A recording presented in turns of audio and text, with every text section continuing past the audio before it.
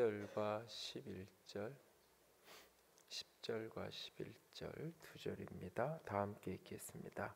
제사장이 성소에서 나올 때에 구름이 여호와의 성전에 가득하매 제사장이 그 구름으로 말미암아 능히 서서 섬기지 못하였으니 이는 여호와의 영광이 여호와의 성전에 가득함이었더라. 아멘. 지난주에 나누어야 되는 본문이었는데요. 이제 대구에 장례식 좀 다녀올 일이 있어서 같이 못 나눴는데 좀 중요한 부분이라 너무 그냥 이렇게 지나가고 이제 10장, 11장 이야기를 나눌 수 있지만 열왕기 사항을 이해하는데 아니 열왕기 상하 또는 이제 성경 전체를 이해하는데 중요한 키 가운데 하나가 이 성전에 대한 이해입니다. 오늘 본문의 이야기는 이제 솔로몬의 성전 건축이 다 완성되어지고 사실은 성전 건축이 끝났다는 표현이 몇 차례 반복이 돼요. 그래서 이 6장에서 이미 성전 건축이 끝나고 성전 건축이 되어진 다음에 하나님께서 이제 말씀을 주시는데 그 말씀의 중심에는 이 건물이 아니라 이 속에서 하나님의 법도를 따르고 하나님의 말씀대로 행하면 내가 너에게 복을 주겠다, 형통하게 하겠다.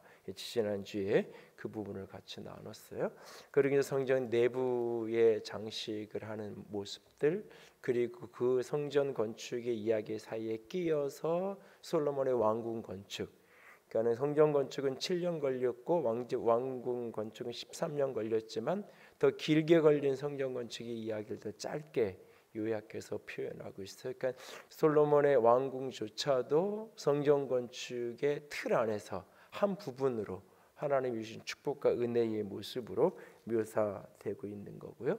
그렇게 해서 이제 성전 건축이 최종적으로 완성되어지고 나서 마지막 완성의 모습이 이제 언약궤를 그 성전으로 이렇게 옮겨 놓는 그런 모습이 오늘 이 8장의 모습입니다.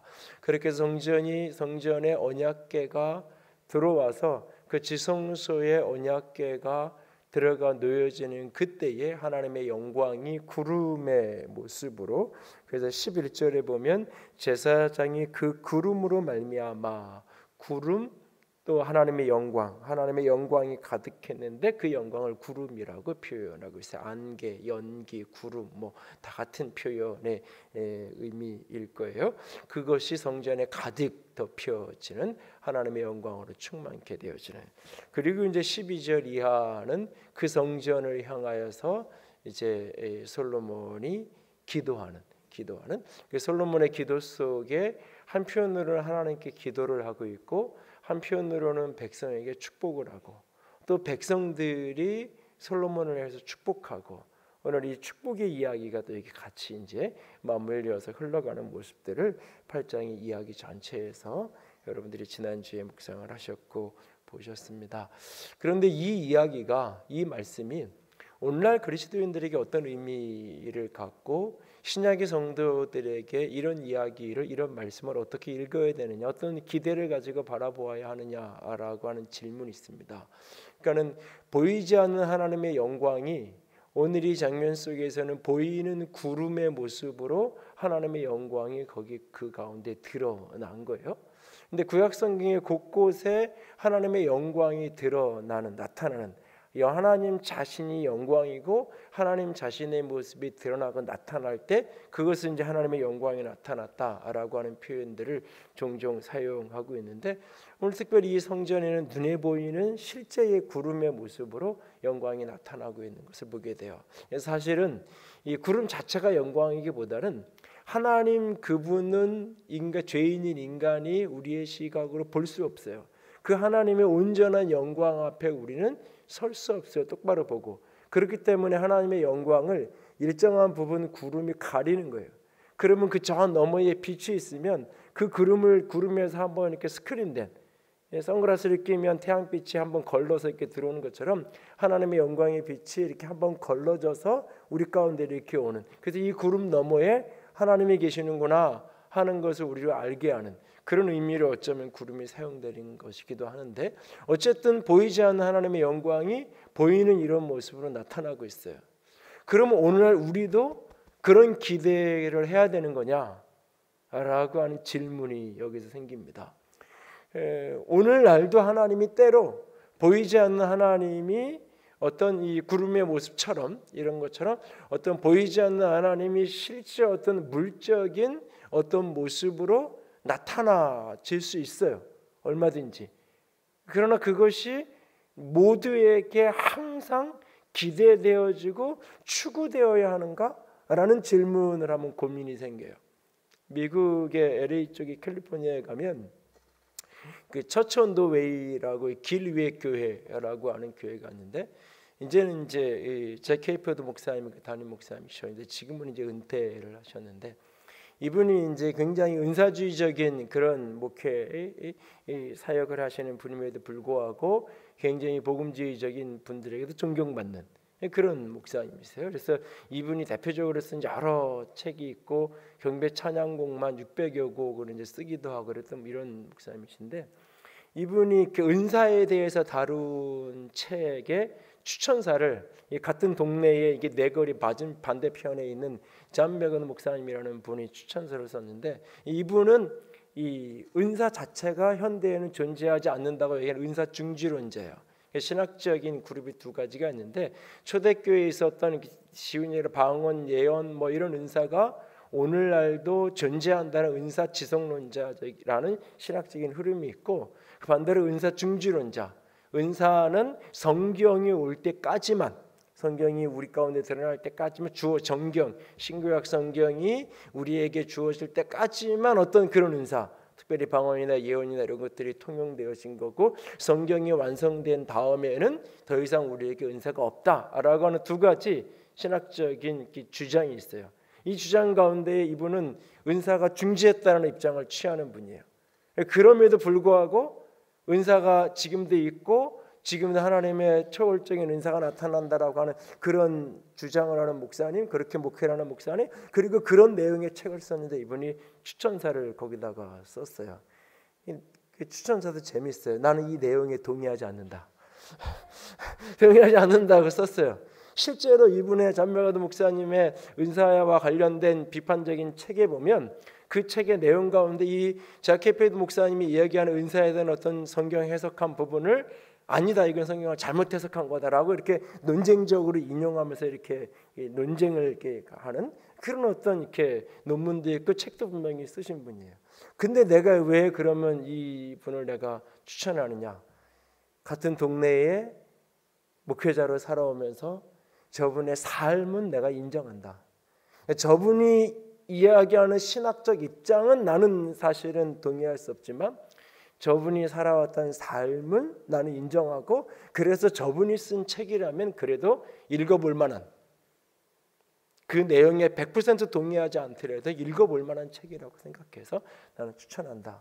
그러니까 사실은 이런 정도로 인정을 받을 수 있다면 그분의 신학적인 어떤 이 스펙트럼하고 상관없이 굉장히 사실은 존경받고 영향력 있는 그 교회 안에서 지금 은퇴하시고 이제 거의 사역을 안 하시는데 이분이 이 처치 온 더 웨이 개척한 초기에 이 표현 이분이 경험했던 이야기를 보면 그분의 책에 보면 어느 날 교회에 이렇게 예배당에 이렇게 혼자 기도하러 이렇게 와 있는데 이 앞에 진짜 성경에 나오는 이 구름 모처럼 요즘에는 그 무대에서 이렇게 쭉 이렇게 양게 이렇게 쏘잖아요.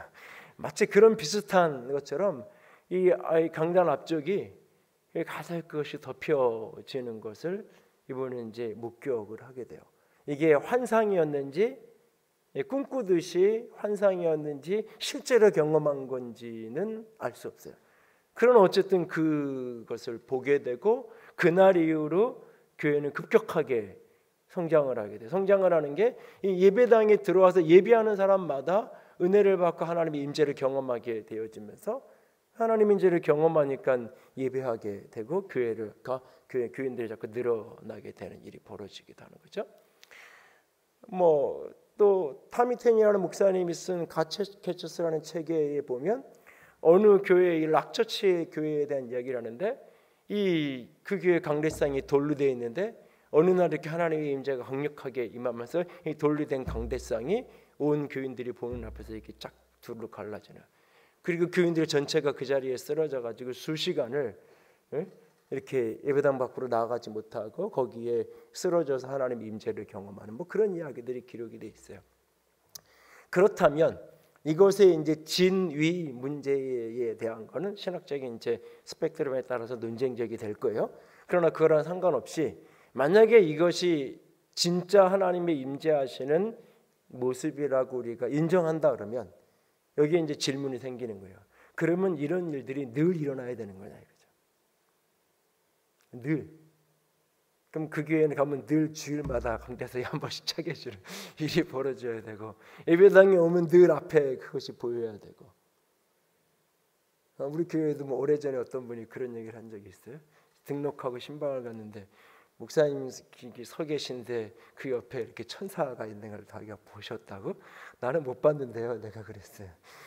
그래서 자기가 등록을 했다고. 그러더니 한 1년 나오더니 딴 데 가시더라고요. 천사를 진짜 본 건지 잘 헛걸 본 건지는 모르겠는데 어쨌든 본인은 봤다고 이야기를 해요. 그게 이렇게 실제라고 인정한다면 그럼 매주 나올 때마다 천사를 봐야 되나? 그래서 천사가 보이는 날은 우리 목사님이 설교 준비를 제대로 하셨고 일주일 동안 경건하게 사셨구나. 어느 날 천사가 안 보이면 목사님이 한 주간 동안 뭔가 문제가 있었나 본다 이렇게 이해해야 되는지, 아니면 내가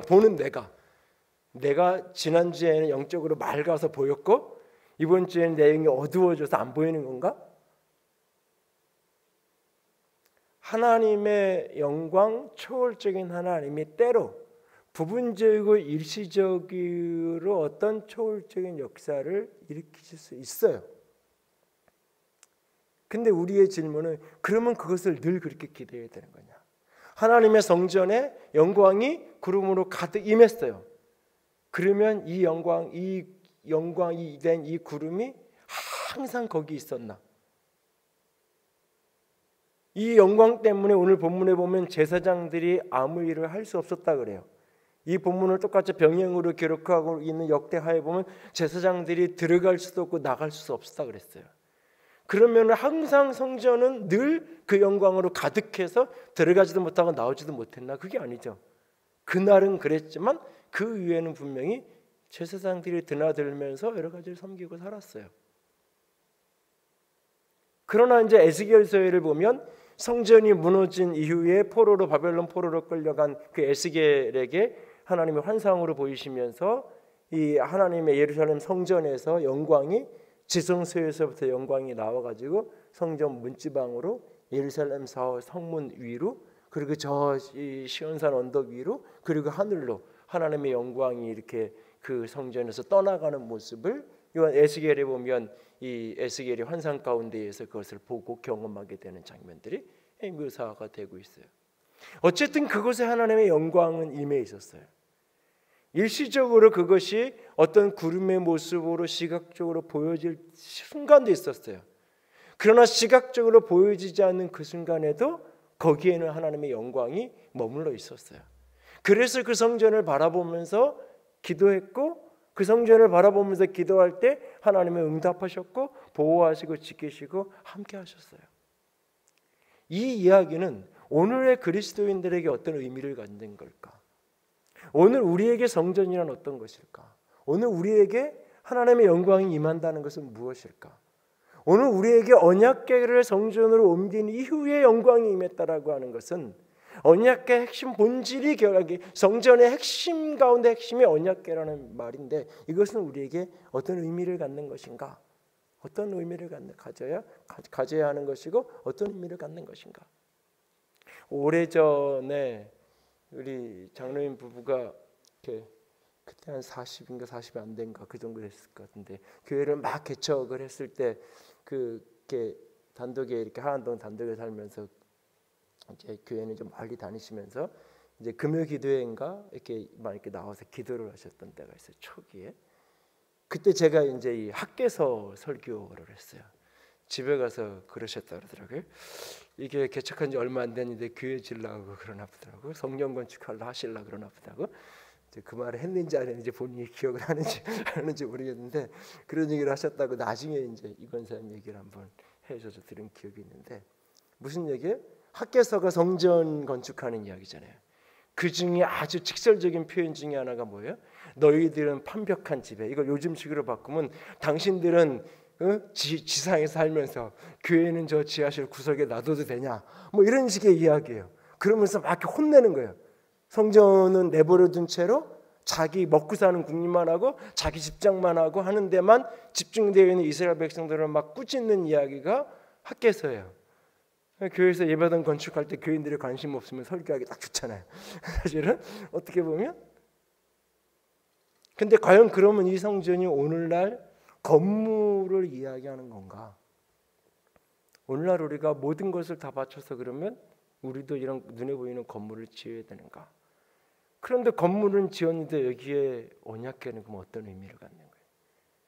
그러니까 눈에 보이는 건물을 자꾸 성전이라고 이야기하는 분들에게 가장 답답한 건 뭐냐면 그 교회에 그만 언약궤가 있냐 이거예요. 건물이 성전을 물적인 건물로 해석을 했으면 언약궤도 물적인 것으로 해석을 해야 되는 거예요. 그럼 그 교회 예배당에 가면 성전이라고 얘기하는 그 교회에 가면 언약궤를 볼 수 있느냐 이거죠. 하다못해 언약궤 샘플 모형이라도 갖다 놓고 있느냐 이거예요. 그게 아니에요.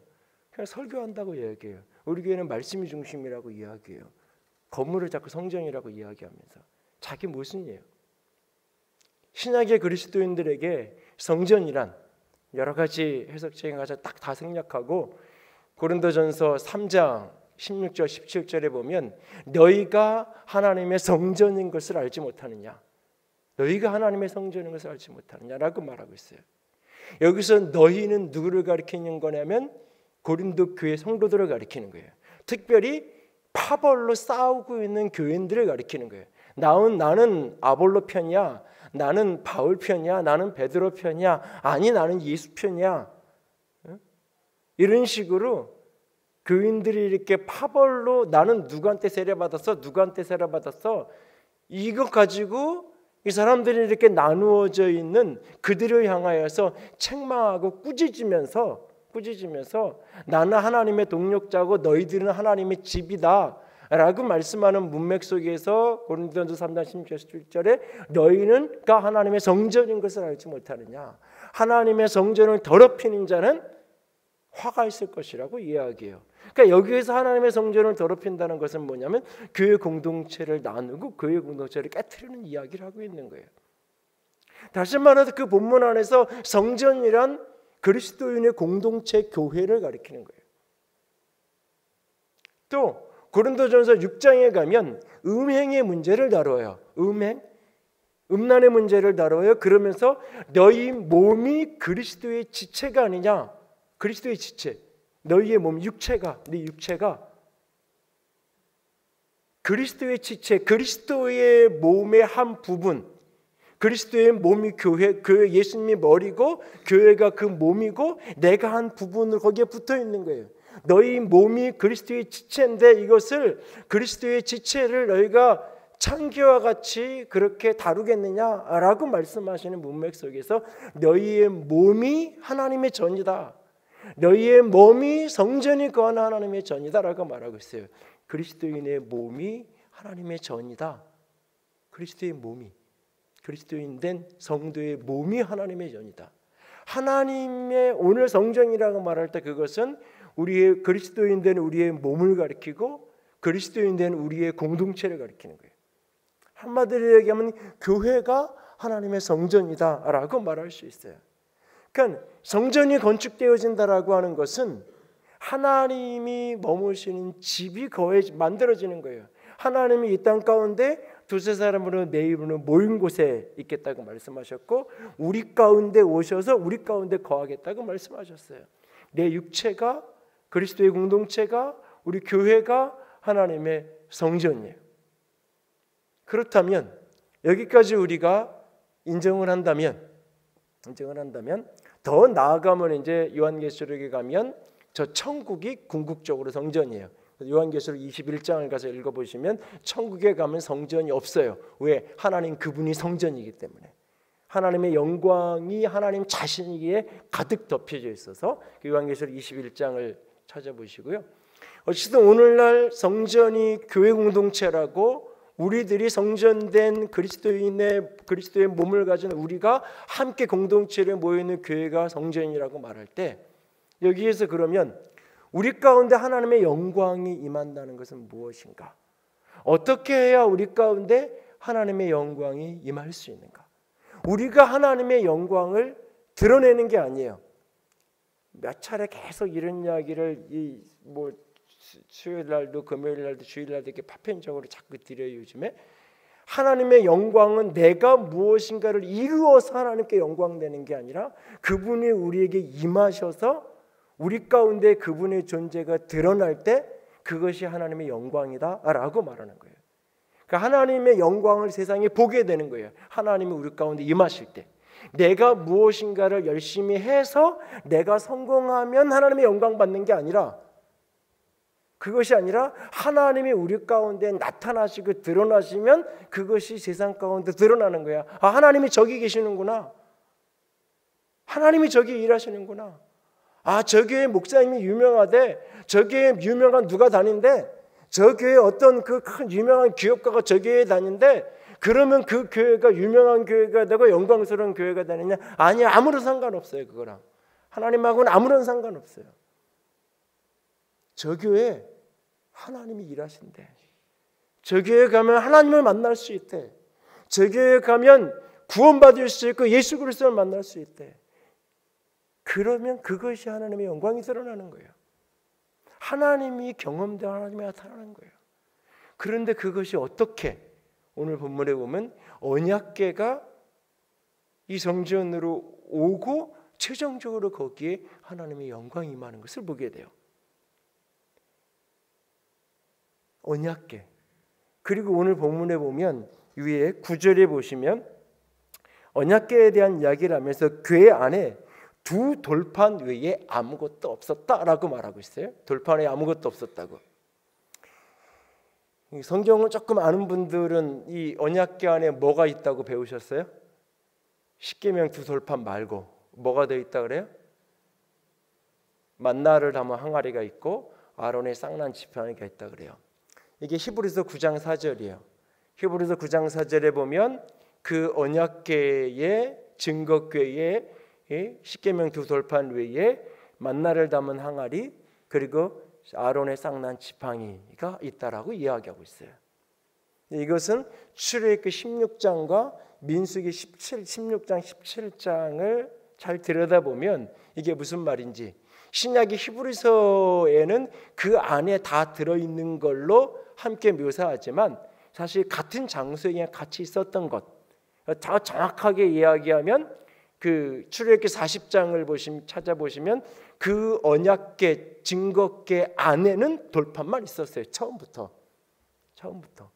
그 보면 그 출애굽기 40장을 그 마지막 성막이 다 완성되어지고 증거궤가 이렇게 모든 것이 성막 안에 지성소 안에 그것이 다 드려지는 그 모습들을 보면 그 안에 십계명 두 돌판만 거기에 들어 있었어요. 그런데 이 세 가지가 함께 언급되는데 출애굽기 16장에 보면 하나님이 뭐라고 말씀하시냐면 그 증거의 증거궤 앞에 증거판 그 돌판 앞에 그 아론의 그 만나 담은 항아리를 갖다가 두어서 하나님께서 이스라엘 백성들 가운데 함께 하시고 공급하셨던 것들을 사람들에게 기억하게 하라고. 민수기 17장에 보면 아론의 쌍난 지팡이를 그 궤 앞에 두어서 증거궤 앞에 두어서 거역하는 자들을 하나님이 어떻게 심판하시는지를 알려서 거역하지 않도록. 사실 만나와 이 쌍난 지팡이 두 개는 하나는 언약의 문제, 원망의 문제, 하나는 거역의 문제를 다루고 있는 거예요. 이 이스라엘 백성들의 광야 생활, 출애굽기 민수기서를 들여다보면 광야 생활에 이스라엘 백성의 가장 핵심적인 문제가 뭐냐면 원망과 거역이에요. 그 본질은 믿음 없음이에요. 하나님에 대한 믿음 없음이 삶의 환경과 형편에 대한 원망으로 등장하고 하나님을 향한 믿음 없음이 하나님이 세우신 권위자에 대한 거역함으로 등장해요. 그런데 참 희한한 것은 이 두 가지 장면에 하나님의 영광이 등장해요. 출애굽기 16장에 아침에 만나가 원망하는, 먹을 게 떨어졌다고 이제 굶어 죽게 생겼다고 원망하는 그들에게 만나를 주시겠다고 약속하며 성경이 이렇게 기록하고 있어요. 아침에는 하나님의 영광을 보게 될 것이다. 만나가 그들 가운데 주어진 그 만나가 하나님의 영광이에요. 왜? 하나님이 그들을 공급하시고 하나님이 그들을 책임지신다라는 증거가 만나요. 그러니까 그 만나가, 눈에 보이는 만나 자체가 하나님의 영광, 하나님이 공급하시는 하나님의 손길이 거기에 담아있기 때문에 그것을 영광이라고 표현해요. 고라자손을 비롯한 사람들이 아론과 모세의 권위에 도전하면서 거역하는 장면이 민수기 16장의 이야기예요. 그때의 그 거역하면서 반응할 때에 하나님의 영광이 그들 가운데 임해요. 그곳에서 구름으로 하나님의 영광이 그들 가운데 임하셔서 하나님이 거역하던 백성들을 심판해요. 심판하고 나서 하나님 이 모세를 통해서 12지파의 대표들마다 지팡이를 가지고 오게 하고 그 지팡이에다가 12지파 이름을 쓰고 레위 지파에게는 아론의 이름을 써가지고 그것을 증거궤 앞에서 놔두는 거예요. 지성소 앞에 지팡이 12개를 놔둔 거예요. 그리고 나중에 가서 보니까 오직 아론의 지팡이에만 싹이 나 있는 거예요. 그걸 12개의 지팡이를 이제 증거궤에 놔뒀다가 하루가 지나서 그걸 가지고 나와서 백성들에게 이름 써 있는 거 보여주는 거예요. 지팡이라는 게 뭐예요? 마른 나무잖아요. 지팡이를 이렇게 젖은 나무, 이제 막 생나무 꺾어가지고 지팡이를 만들지 않잖아요. 휘어지 부러지니까. 마른 나무예요. 거기에서 아무리 꼽아놓고 물 주고 가꾼다고 싹이 나는 나무가 아닌 거예요. 마른 나무이기 때문에. 근데 그 마른 지팡이에서 싹이 올라와요. 그 백성들이 보고 두려워하죠. 그리고 하나님이 모세에게 그 지팡이는 다시, 아론의 그 싹이 난 지팡이는 다시 지성소 안에 갖다 놔라. 그래서 증거궤 앞에 두어서 백성들에게 거역하는 자를 하나님이 어떻게 심판하시는지 다시는 거역하지 않는 표적으로 하나님이 거기에 두라고 하나님 말씀하세요. 그러니까 이 두 가지는 이 아론의 이 쌍난 지팡이와하고 이 만나를 담은 항아리는 광야 이스라엘 백성들이 믿음 없음으로 원망하고 거역하는 것에 대해서 하나님, 그것은 결국은 궁극적으로 하나님을 향한 도전인 거예요. 원망도 거역도 궁극적으로 하나님을 향한 믿음 없음이고 하나님을 향한 대적이고 하나님의 영광을 가리는 모습이 되어지는 거예요. 그걸 상징적으로 보여주는 두 가지, 그러니까 거기에 같이 있었어요. 그런데 이 두 가지는 그 증거궤 안에, 언약궤 안에 들어있지 않고 언약궤 안에는 십계명 두 돌판만 들어있다고 이야기해요. 그리고 그 오늘 이 솔로몬이 건축한 이 성전 건축이 완성되어지고 그곳으로 언약궤가 옮겨질 때에 이 두 가지만 언급이 되고 있어요. 십계명 두 돌판만 거기에 있다고 이야기하고 하나님의 언약이 이곳의 핵심으로 묘사가 되고 있어요. 기계적인 게 아니에요. 지난주에 이야기했어요. 형통하고 성공하려면 기계적으로 성전을 건축하면 되는 게 아니라 하나님의 말씀을 지켜야 된다고, 내 율법을 따라야 된다고 이야기했어요. 그 언약의 핵심이 뭐냐? 하나님과 이스라엘 백성이 맺은 언약이에요. 약속이에요. 약속. 그래서 그 약속에 신실하기를 결단하면서 이 열왕기상 8장 이하에서 솔로몬이 기도하면서 하나님 앞에 그렇게 나아가는 거예요. 그 기도가 다 끝나고 나서 하나님의 9장에서 솔로몬에게 하나님이 다시 한번 나타나시잖아요. 기브온 산당에서 1000번제를 드릴 때 나타났던 그 하나님이 직접적으로 다시 한번 나타나셔서 말씀하세요. 축복의 말씀을 쭉 하신 다음에 그런데 너희들이 언약을 어기면 이 땅에서 쫓겨날 거고, 언약을 어기면 세상 사람들에게 조롱거리가 되고 세상 사람들의 비난거리, 헛된 소문거리가 될 거라고 하나님의 언약을 지킬 것을 다시 한번 이야기해요. 그러니까 언약궤라는 것은 단지 그 물건으로서의 어떤 의미 저 너머에 하나님과 이스라엘 백성 사이의 언약을 이야기하는 거예요. 그렇다면 오늘 교회 가운데 하나님의 언약이, 교회 공동체 가운데 하나님의 영광이 드러나기 원한다면 이 교회 안에 하나님의 언약이 살아있어야 돼요.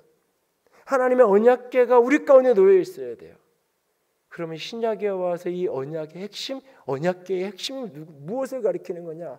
이것은 성경 말씀 맞아요. 그런데 그 이야기를 하기 전에 무엇이 선행되어야 되냐면 그 언약궤는 바로 예수 그리스도 그분이에요. 예수 그리스도 그분이에요. 예수님은 자신의 죽음을 이야기하면서 딱 한 번 언약이라는 단어를 사용하세요. 죽기 직전에 성찬을 나누시면서 이것은 너희를 위하여 흘리는 나의 피 곧 언약의 피니라. 누가복음 22장에서는 새 언약을 위해서 내가 너희에게 붓는 것이다. 구약의 옛 언약이 아니라 새 언약으로 내가 너희에게 부어지는 것이다. 그 말하고 있어요. 그리고 예수님이 십자가의 그 길을 걸어가시죠. 하나님과 이스라엘 백성들 사이에 맺은 그 언약, 하나님과 우리 사이에 맺은 그 언약의 핵심이 결국은 예수 그리스도예요. 예수 그리스도. 그래서 교회 안에 예수 그리스도가 살아있고 예수 그리스도의 생명력이 활성화될 때에 그 교회를 통하여서 하나님의 영광을 받는 거예요. 하나님의 영광을 받는 거예요. 이 교회를 통하여서 예수 그리스도 곧 복음이 왕성하게 드러날 때 그 속에서 하나님의 영광 받는 거예요. 영광 받는 거예요. 이 언약궤를 어떤 분은 말씀으로 해석을 하고 어떤 분은 하나님의 임재로 해석해요. 하나님의 성전에 언약궤가 있었고 언약궤가 들어왔다. 뭐 이렇게 아까 얘기했던 그런 제케 포드 목사님이나 이런 분들은 그런 구절들을 딱 만나면 하나님의 임재, 그러면서 자연스럽게 이것은 어디로 넘어가냐면 성령의 역사하심, 성령의 초월적이고 다양한 역사하심에 대한 사모함, 성령께서 우리 가운데 강력하게 역사하셔야 된다, 이 이야기를 말해요. 또 반대로 언약궤 그러면은 잔매가 목사님처럼 은사 중지론자나 전통적인 장로교회 목회자들은 그것은 말씀, 성경이라고 이야기해요. 맞는 이야기예요. 그런데 그 말씀의 핵심이 뭐예요? 예수 그리스도잖아요. 예수님이 성경이 내게 대해서 증거한다라고 말하잖아요. 그래서 너희들이 지금 나를 핍박하고 내 말을 알아듣지 못하는 것은 요한복음에서 너희들이 성경도 하나님의 능력도 오해하기 때문이라고 말하잖아요. 성경이 예수 그리스도를 가르쳐주고 있는 거예요. 말씀이라고 얘기할 때 그것은 법으로서의 말씀이 아니라 예수 그리스도를 드러내주고 예수 그리스도를 만나게 하고 예수 그리스도를 향하게 하는 그 말씀, 그 생명. 성령이 오시면 우리에게 예수를 증거하는 거예요. 성령은 예수의 영이에요. 성령은 어떤 신비적 체험을 가져다주는 어떤 에너지를 이야기하는 게 아니에요. 그것은 그냥 과정일 뿐이에요. 과정 속에서 어떤 분은 사람에게는 성령이 실제적인 체험적인 사건으로 벌어지기도 하고 어떨 때는 그렇지 않을 수도 있어요. 그건 주님의 주관적인 모습이에요. 어떻게 하시든지 그거는. 근데 성령이 우리 가운데 충만하게 부어질수록 우리 가운데 무엇이 선명해지냐? 예수가 선명해지는 거예요. 복음이 선명해지는 거예요. 그 체험에 몰입되는 게 아니라 성경 말씀 구절 한두 가지에 몰입되는 게 아니라 예수 그리스도를 향하게 만드는 거예요. 그래서 하나님의 교회 안에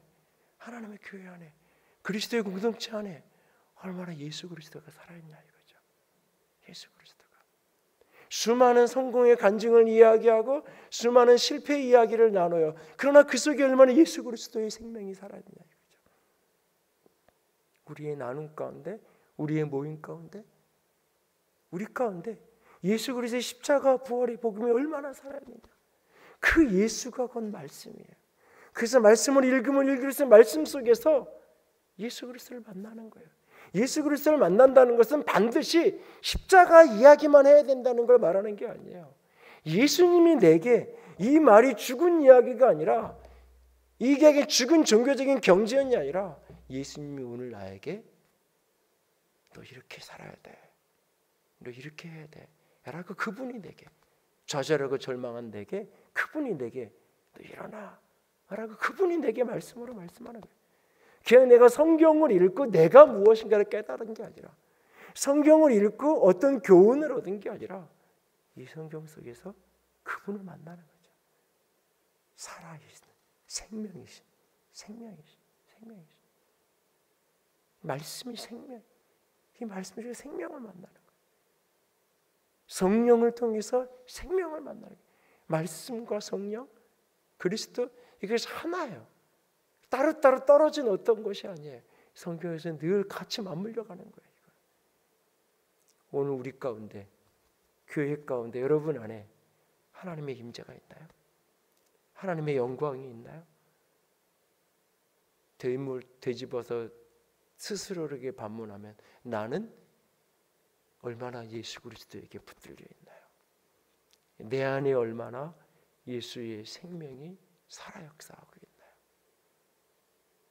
내 안에 얼마나 내가 산 것은 나를 위해 사는 게 아니라 내 힘으로 사는 게 아니라 내가 산 것은 나를 위해 죽으시고 부활하신 예수 그리스도, 그의 생명으로 그를 위해 사는 거라고 이야기하잖아요. 예수 그리스도의 생명으로 내가 사는 거라고. 오늘 그 생명의 역사가 우리 속에 흘러넘칠 수 있기를 원합니다. 그 부활의 생명이 내 안에 있기 때문에 절망할 수밖에 없는 현실을 만나는데 그 속에서 노래할 수 있는 거예요. 부활의 생명이 우리 가운데 부어지기 때문에 때로는 죽을 수밖에 없는 질병에서 일어나게도 되는 거예요. 그 부활의 생명 때문에, 예수 때문에.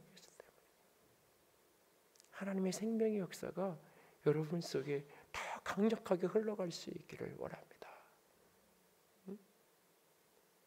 지난주에 주일날 이종영 씨 그 남 참 바보처럼 살았군요. 그 얘기를 잠깐 드렸지만 최근 그 이 목사님 인터뷰를 이렇게 보면 3, 4년 전에 암이 발견이 돼서 1년 6개월밖에 살지 못한다고.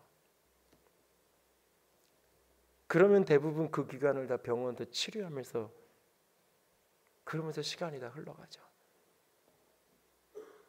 근데 그 모습을 받아들이고 하나님 앞에서 나는 마지막까지 복음을 전하면서 살겠다고. 3년여가 지나가고 있는데 그냥 암이 나은 것도 아니고 진전된 것도 아니고 그냥 3년 전 검사했던 그 상태로 그렇게 그냥 서 있다 그래요. 근데 오늘도 나는 예수 그리스도를 증거하고 암 환자라고 누구도 느끼지 않을 만큼 열정적으로 복음을 전하고 오늘도 노래하고 오늘도 주님을 찬양하고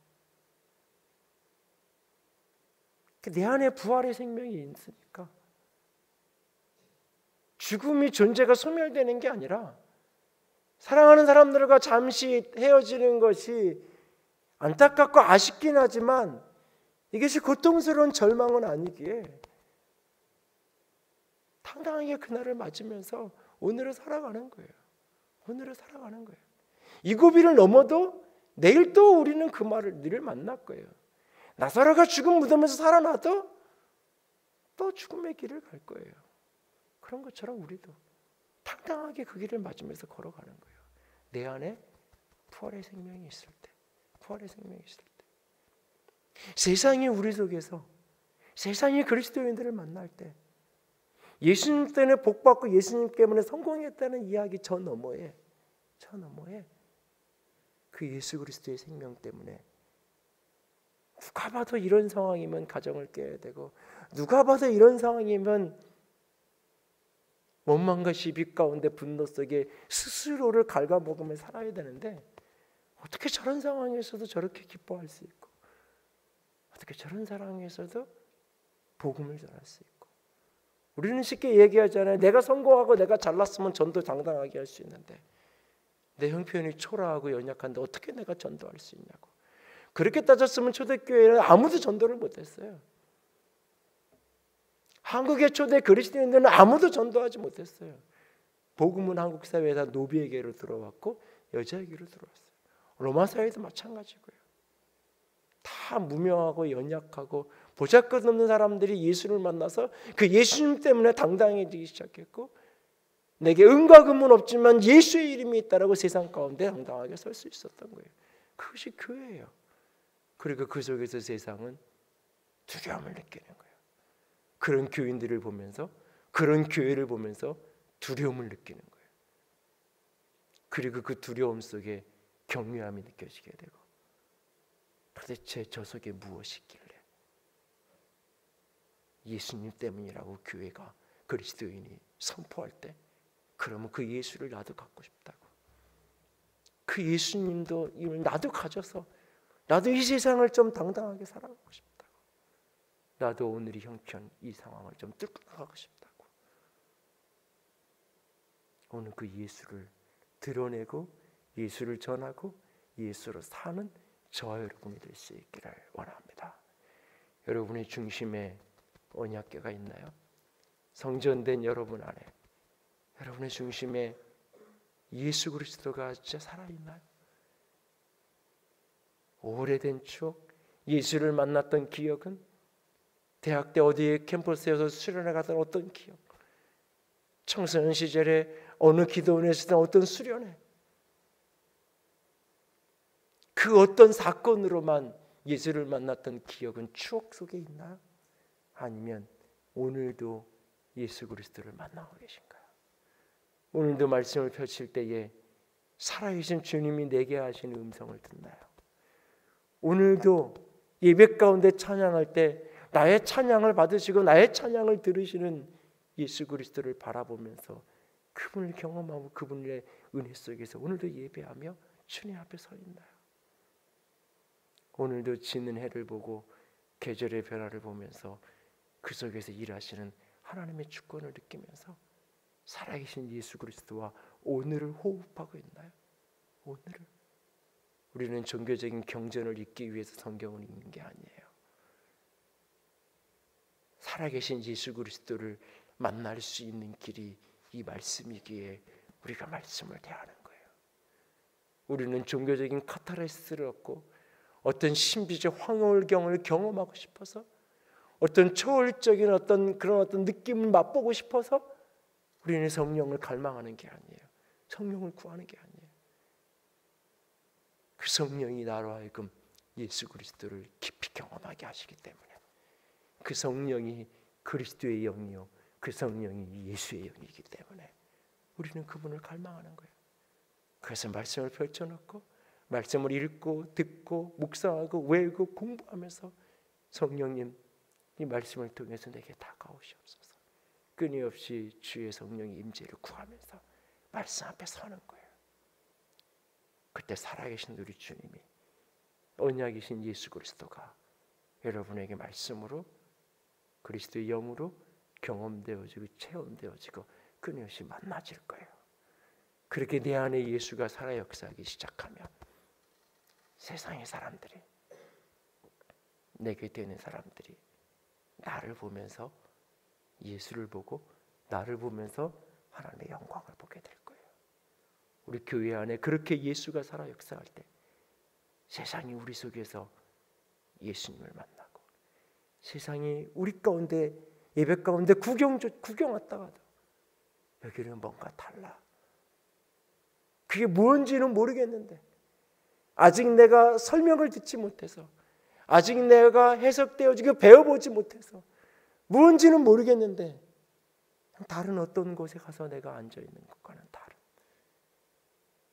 그냥 조금 말씀이 이렇고 저렇고 그게 아니라 저게 나에게 이해되고 그런 차원을 뛰어넘어서 아 찬양인들가 찬양 잘하네 참 저런 이야기도 잘하시네 이런 어떤 부분이 아니라 무언지 모르겠는데 어떤 건지 모르겠는데 무엇인가 다른 게 있어. 그게 뭘까? 궁금하다. 한번 나도 그게 무엇인지 알아보고 싶다. 그래서 머뭇거리게 되고 주변을 맴돌게 되고 그럴 때 누군가가 나랑 같이 예배합시다. 예수 그리스도가 우리 안에 있기 때문에 그래요. 말씀이 그냥 말이 아니라 생명이기 때문에 그래요. 우리 가운데 살아계신 그리스도의 영이 거하시기 때문에 당신이 그걸 느끼는 거예요. 성경을 건네주고 성경을 읽어보라고 하고 우리 가운데 같이 예배하자고 할 때 그가 예배하고 그가 말씀을 펼칠 때 하나님은 그를 만나주시는 거예요. 예수가 생명으로 그에게 다가오게 되는 거예요. 거듭남의 역사가 생명의 역사로 그에게 꼽혀지게 되는 거예요. 그와 같은 역사가 우리 속에서 끊임없이 일어나 줄 수 있기를 원합니다. 그것이 하나님의 영광입니다. 그것을 보는 축복, 그것을 보는 은혜가 저 여러분들 속에, 우리 속에 끊임없이 이어질 수 있기를 주님의 이름으로 부탁을 드립니다. 기도합시다.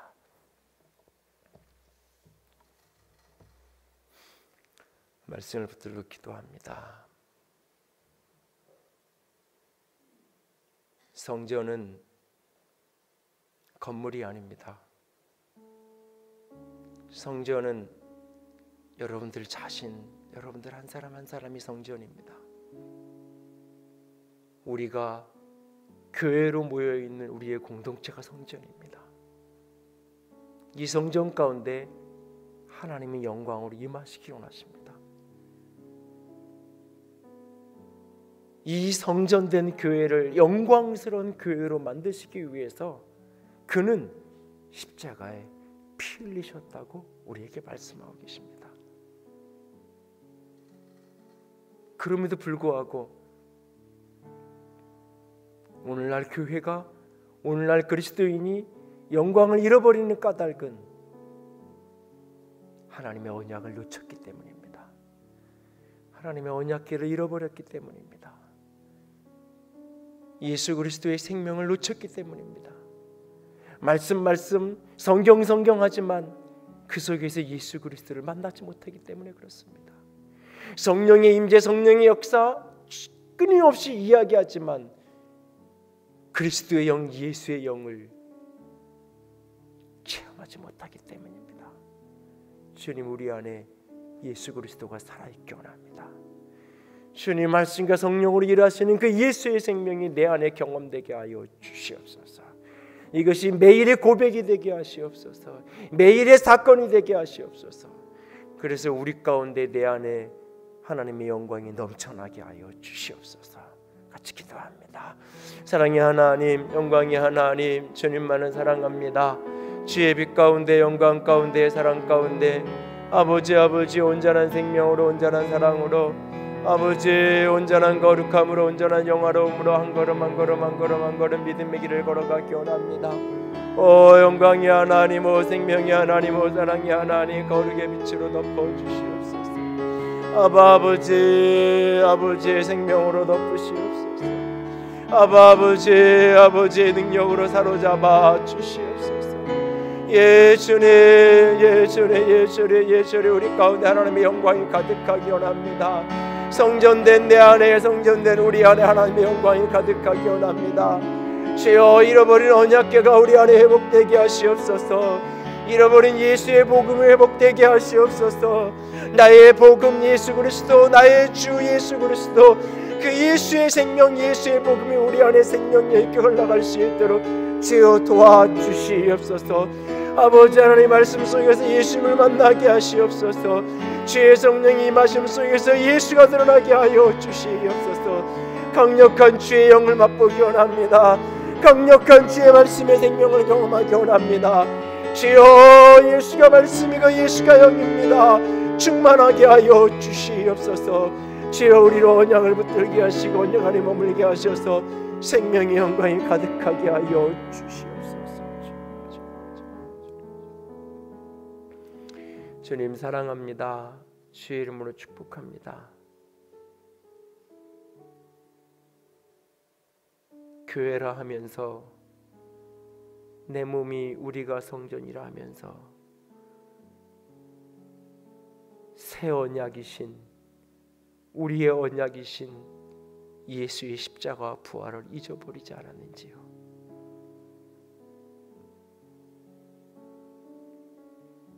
예수님 앞에 서고 예수님과 교통하고 예수님의 음성을 듣기보다 내가 성경을 읽고 내가 성경을 해석하고 내가 어떤 체험을 하는데 몰입되어 있지는 않는지요. 주님, 다시 잃어버린 예수가 우리 안에 회복되게 하여 주시옵소서. 다시금 교회 안에 복음의 영광이 회복되게 하여 주시옵소서. 잃어버린 예수 그리스도의 영광, 복음의 영광이 넘쳐나게 하여 주시옵소서. 주님 사랑합니다. 주의 이름으로 축복합니다. 우리 주님 예수님 이름으로 기도드렸습니다. 아멘. 이제는 우리 예수 그리스도의 은혜와 하나님 아버지의 놀라우신 사랑하심과 성령 하나님의 교통하시며 기름 부으신 그 은혜가 오늘도 다시금 언약 되신 예수 그리스도 그것을 회복함으로 말미암아 예수 안에서 영광을 맛보고 누리는 아름다운 영혼들 되기를 소원하는 모든 이들 위해 몸된 교회 위에 이제부터 영원토록 함께 있을지어다. 아멘.